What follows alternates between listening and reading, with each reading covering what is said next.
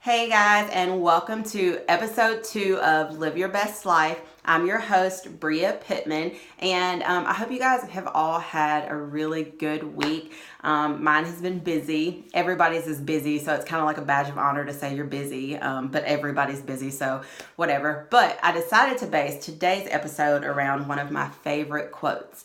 I had this quote. If you know me and you've been in my office, any office that I've had, I have quotes like posted everywhere. And this quote was posted literally like right at eye level so I could see it all the time. And it just kind of helped keep me motivated. And so the quote is, "It is not the mountain we conquer, but ourselves." And I love to think of life as, we're climbing a mountain, or really any goal that you're pursuing. Think of it as you're climbing a mountain. And so, when you're climbing up that mountain, you're at the bottom and you look up and it's big and you're like, holy crap, and you halfway up and you got bruises and you got scrapes and you fall down and you get back up. So that's just life. But I like to think of, that saying, "It's not the mountain we conquer, but ourselves," because the person that you become in the process of climbing up that mountain, that is what is so amazing. We all have our own inner critic going on all the time saying, "You suck, you're stupid, you're fat, you're ugly, you're dumb," and you have to really like fight back against the inner critic.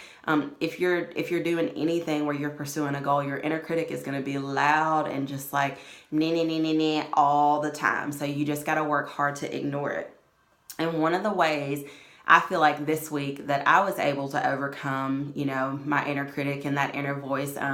Friday, for my day job, we were in East Tennessee for a trip, and on the way home, I had a client call at 6 o'clock. So I was, I write resumes in my spare time. So I have to do the call where I get all of their job history information, and then I take that and turn it into a resume. Well, I knew we were still going to be on the road, and so my inner voice, the lazy part of me was like, "Oh, we don't have to do that call. You're going to be on the road. Just tell them you need to do it at a different time." And that's kind of how I was feeling literally like an hour before I got on the phone with him.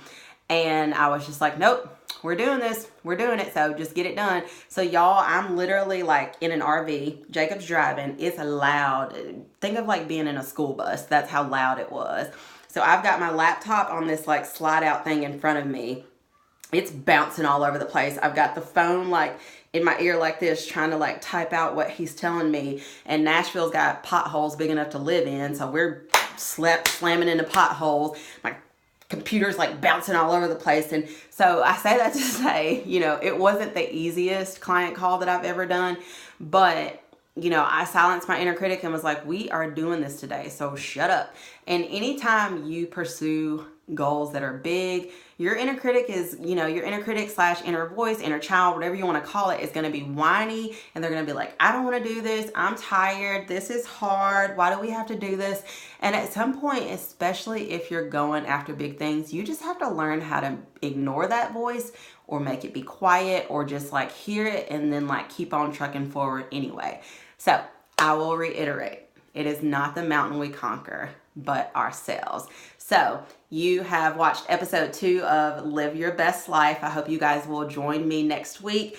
And until next time, remember that this is your one life. You don't get any do-overs, so make it count. See you guys next week.